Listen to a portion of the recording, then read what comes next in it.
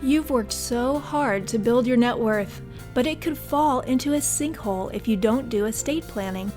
Estate planning isn't just for the rich. It is a necessity for everyone.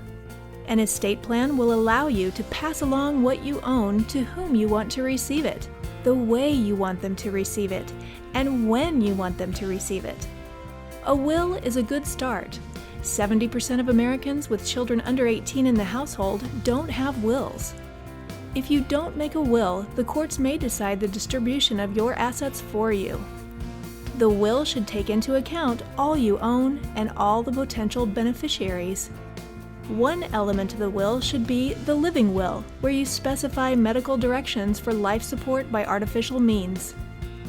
Another element of the will should be durable power of attorney. This allows someone else to act on your behalf in case you are incapacitated. It's important that all investment titling and beneficiary designations are working in concert with your will or other estate planning documents. Speak with your estate and tax planning professionals to evaluate any potential tax ramifications.